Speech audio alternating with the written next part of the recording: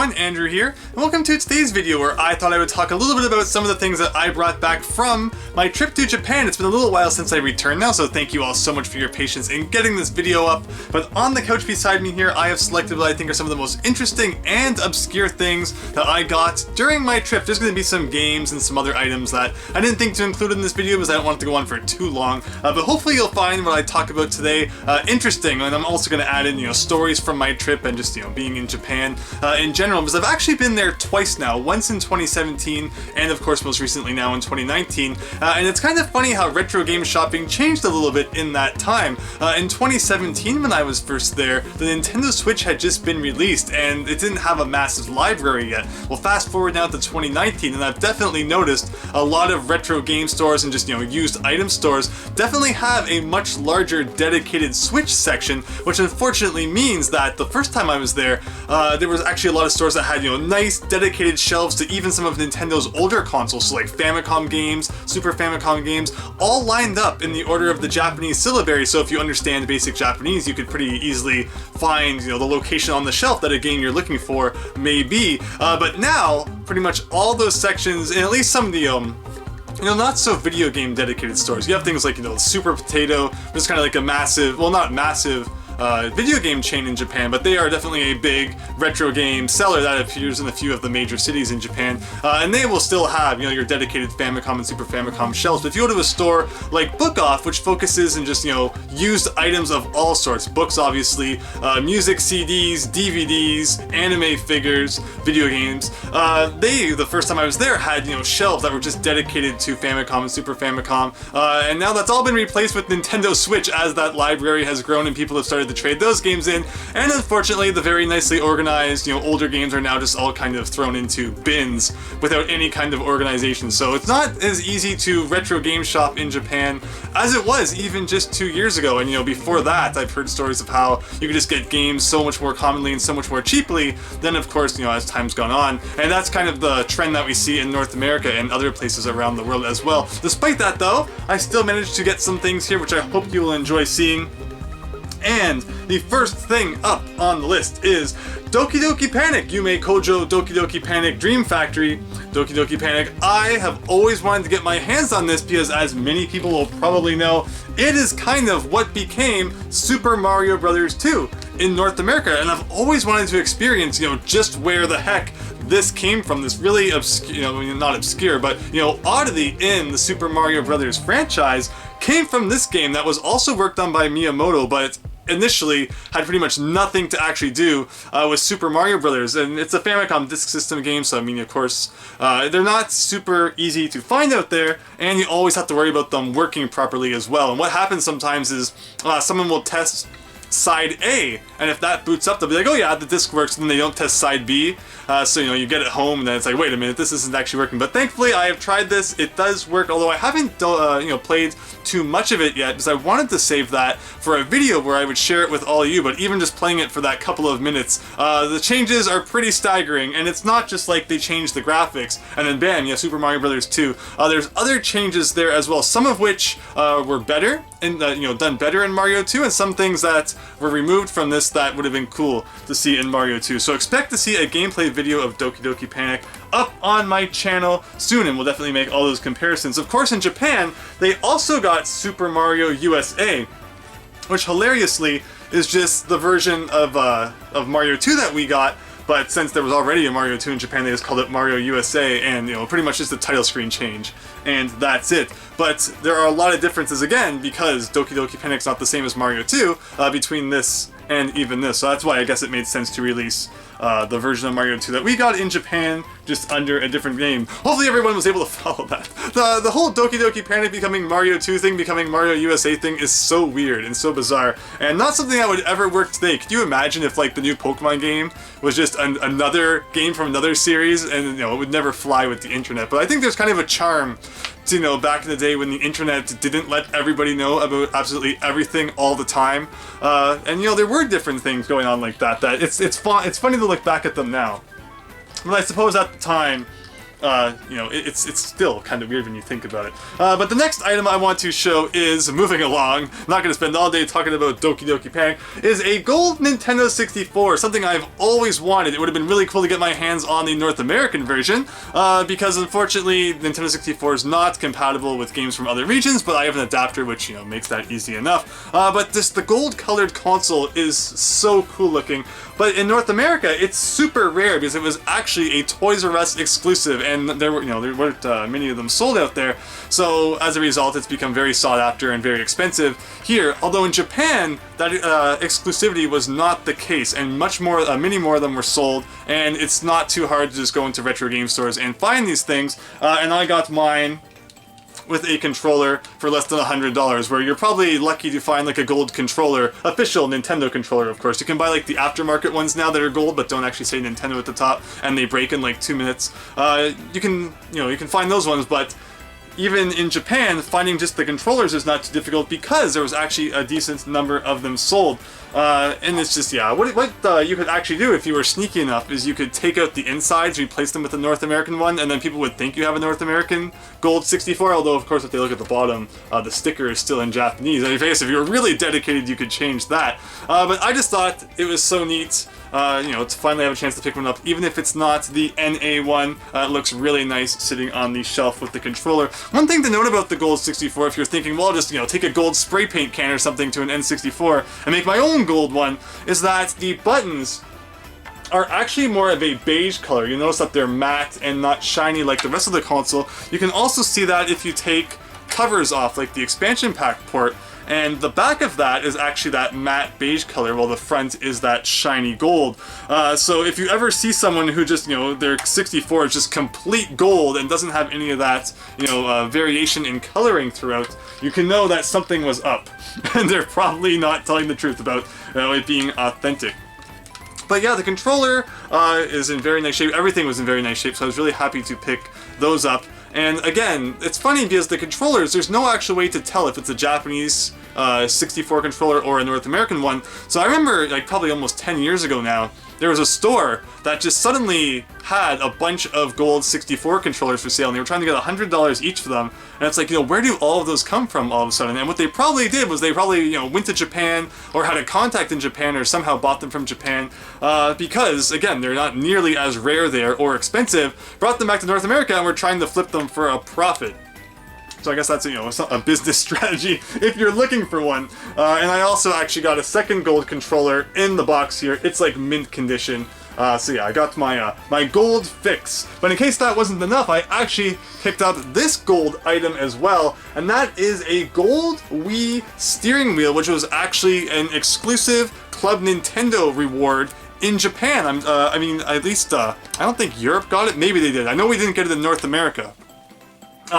But I thought that was really cool too, because I know if you use the Wii wheel online enough, you could actually get like the gold Wii wheel symbol. So if you had that, and you were using the gold Wii wheel accessory, you know, that would be pretty snazzy, I think.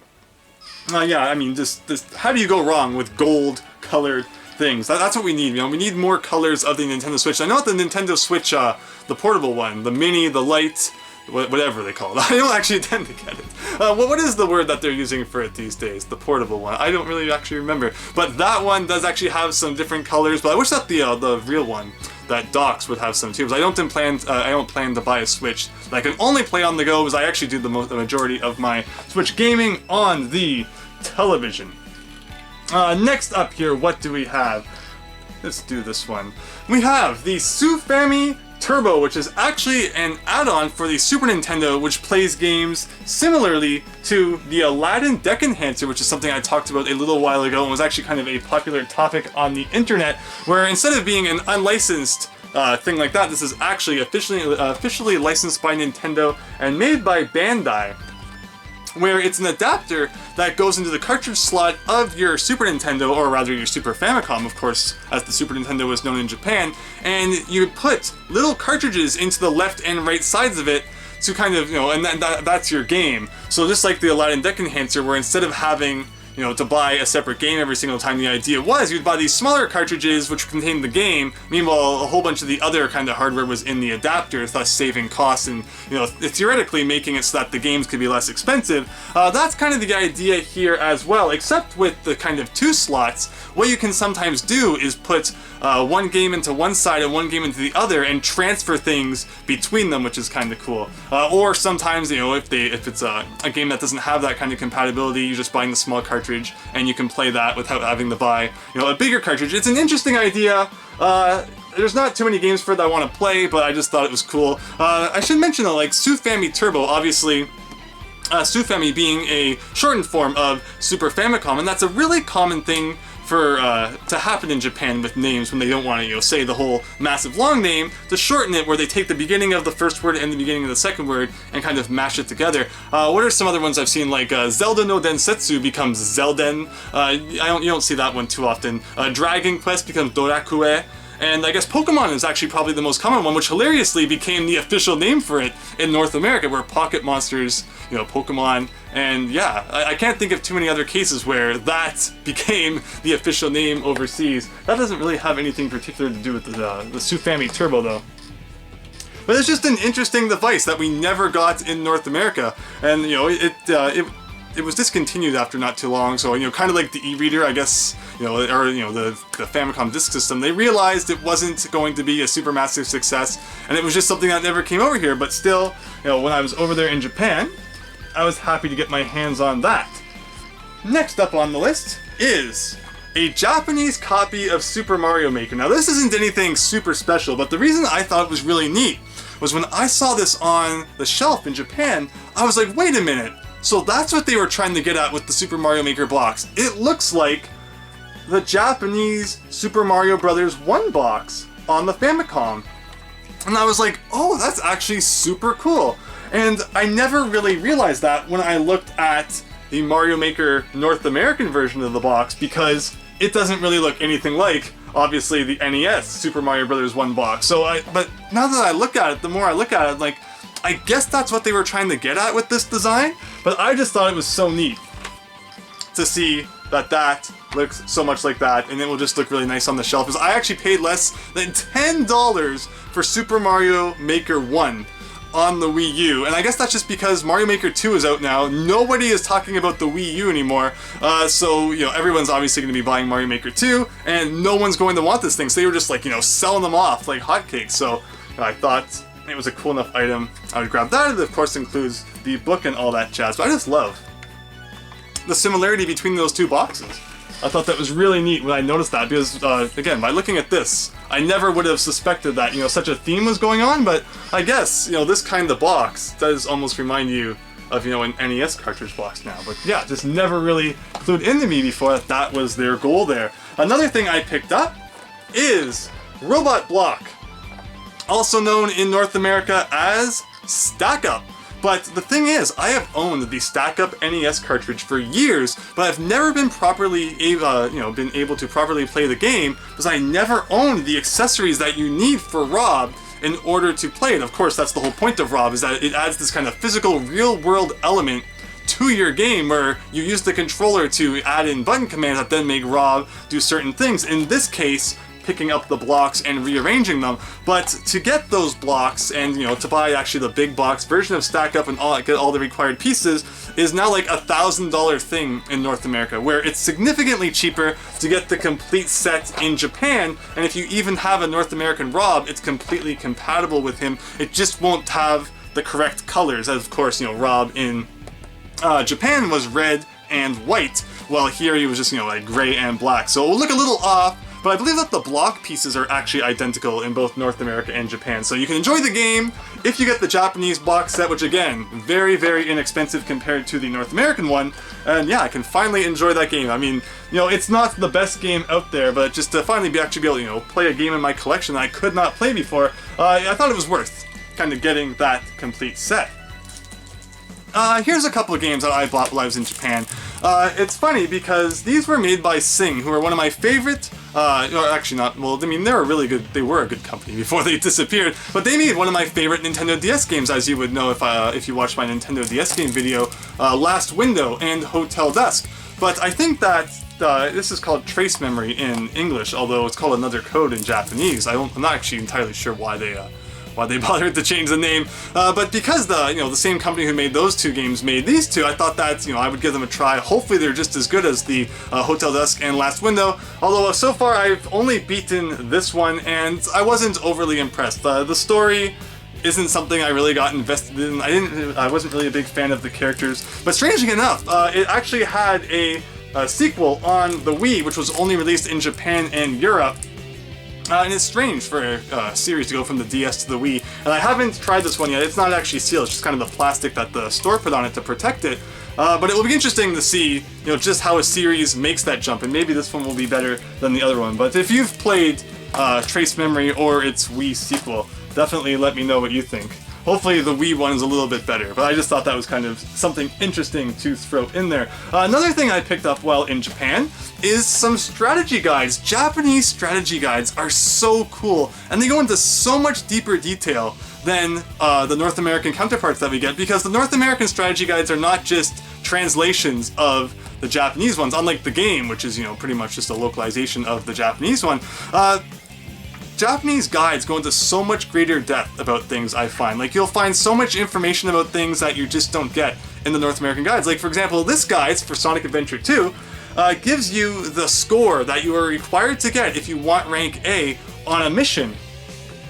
Meanwhile, if we look at, for example, a North American Sonic Adventure 2 guide, it doesn't make any kind of mention of, what you need to do to get rank A. It's much more general. There's not like, super massive amount of detail here. It's things that, someone who just kind of did their first or second playthrough through the game would notice, and then they would write a guide about. Meanwhile, the Japanese guides are like, people who are pros at the game, telling you what you need to do to really get, the results that you want. And I think that, that just makes Japanese guides so neat and so much fun to read through. Another example is the Paper Mario 2, Paper Mario Thousand Year Door guide, where the Japanese guide, it lists for every single enemy what status effects you can inflict on them and what the likelihood of those status effects occurring are. The English guide does not go anywhere near as much detail, for each enemy as that. And that's just an example. Like, the number of things that you can find out by reading a Japanese guidebook are just astonishing compared to the basic information you often get out of North American ones by comparison. Some other guides that I got, and it should be mentioned that especially for guides from around like the 64 days, GameCube days, and from onwards, they're not very expensive. You can easily walk into many, again, like Book Off, used bookstores, and find them from between $2 to $5. So, I always love picking them up for some of my favorite games, because they're just so much fun to look through. Wario Land Advance, also known as Wario Land 4, is one of those weird games where sometimes in Japan, they number their games, and then in here they don't, but then in North America sometimes they number the games, and in Japan they don't. Well, this was Wario Land 4 here, they changed the name to Wario Land Advance in Japan for some reason. And also Wario Master of the Skies, which I always consider to be a really underrated game, despite the fact I'm not usually a fan of games, of like the Wii and Nintendo DS era. That too heavily use either the touch controls or motion controls, but I feel like if you can get back the first few stages, past the first few stages of this game, it's actually really enjoyable with a really good story and really good soundtrack and all that jazz. I got Mega Man 4 and Mega Man X2. I should be saying Rockman because that's what it says on there. We actually have some more Rockman related stuff to talk about after this guides, and these are just so fun. Like, they're just so compact too, compared to the North American guides. Like here, for example, is a comparison of the DS Wario Master of the Skies guide compared to the North American one. And here's a comparison of the size between the NES game guide and, just a typical North American guide. What actually happened is this is the size you typically get for guides from back in the Super NES or Famicom and, Famicom, Super Famicom, or NES and Super NES era of games. And then around the Nintendo 64 era, they became a little bit bigger. But I just think that, the smaller shape of them makes them so cool. And it's not like you get less information. Like, where is the Sonic Adventure 2 book that I just had, for example? how am I losing it here? No, there it is. Like, for example, like you would think, yeah, it's smaller, but this book is 225 pages long, and that's another thing about Japanese guides too, is they sometimes include, you know, comics from the back that appeared in magazines or developer commentary and such, and you never get that out of the North American guidebooks. They're just very, like, you know, to the point, but not, you know, overly detailed. And for example, this Sonic Adventure 2 guide is 175 pages, and, you know, it doesn't include any interesting features like that. So I just think that, again, the Japanese guidebooks are so cool. But yeah, Mega Man, Rockman 4, Rockman X2, find out everything you've ever wanted to find out about those two games. Pokemon Crystal complete guide, and this is another, you know, monster of a guide. 319 pages back in the day, only cost 952 yen, and if you're in America, 100 yen is worth a little, how do you do this? For a little less than $1 American dollar, you can get 100 yen, but in Canada, for a little more than $1 Canadian dollar, you can get 100 yen. So that's how you convert that. So this is a less than $10 guide back in the day for all you Americans out there. And even a Crash Bandicoot 3 guide, which again is just so much fun to read through. And in a game like Crash, you know, there's a lot of detail that they can go into for strategies, to get those, you know, time attack records, and where to find, you know, all the boxes and gems and things. So that's another really cool book to read through. And it even, again, has some developer commentary at the back. Like just, you know, things you would never normally find in your typical North American strategy guide. And to finish this video off, the last thing that I want to introduce is the Rockman Complete Works PlayStation series of games, which is kind of interesting. I picked up on my latest trip Rockman Complete Works 4, 5, and 6. And the reason that 4, 5, and 6 are so important, but what I should actually explain about the Complete Works series first, is that they are re-releases of the original 6 Mega Man, or rather Rockman games, on the PlayStation 1, only released in Japan. And the first 3 were kind of just budget titles. As you can see, you know, 1,800 yen. You know, they were just kind of, you know, taking the NES game, adding a couple extra features like some artwork and such, and putting them on the PlayStation just to, you know, I guess give more people access to them. But after the first 3 sold relatively well, then they came out with 4, 5, and 6, and these have completely remixed soundtracks for the PlayStation. They have mission modes, which I think some of those missions were probably then taken over to the, you know, the more recent Rockman collections. They have, you know, you can unlock parts throughout the game, which you can then use to play the NES game. So it's almost like adding cheats. You can add like high jump or quick charge or energy saver and just things like that. And it's just so cool. Again, especially because of the remixed soundtracks, which have not been included on any of the more recent re-releases of the Mega Man games. It is just so much fun to play these on the original PlayStation. I mean, just look at the artwork for the covers too. Like, do you ever see Mega Man looking that epic? I don't think we've seen that in quite a while. Mega Man 11 was recently released, and you know, not joking at all, I was just okay with how Mega Man 11 turned out. And I think part of that's because my expectations were like way up here, and Mega Man 11, while being a good game, was kinda down here.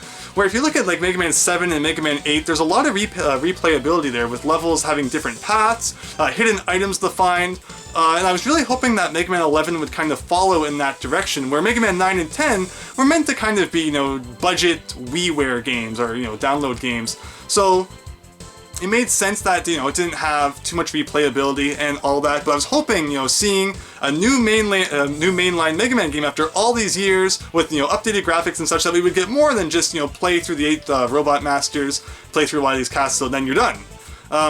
So I think that, you know, my own expectations kind of made me not super impressed with Mega Man 11, but hopefully we get a Mega Man 12 someday, and hopefully, you know, they fix some of those issues. But with that said, that's just an introduction of what I think are some of the main items that I picked up while I was in Japan. I hope that you enjoyed seeing that. Japan is just such a cool place to go and shop for video games, especially if you have a basic understanding of the language, because they, like I said, you know, they order their games, and it just makes it so easy to know where you should look for the game that you are looking for. Hopefully all of you out there someday have the chance to go over there and do some video game shopping for yourself, but I wouldn't wait too long, because again, the state of retro gaming in Japan is definitely changing, just as you notice it is in North America. It's not quite that bad yet, but they're definitely disappearing from the shelves. It's not, you know, like overflowing with them as you probably would have found, you know, several years ago. But thank you all so much for watching this. I hope that you enjoyed hearing a little bit about that, and stay tuned for in the future, or near future I should say, when we have a look at Doki Doki Panic and discuss some of the things that you'll find in here that you will not be finding in here. So thanks again, and see you later.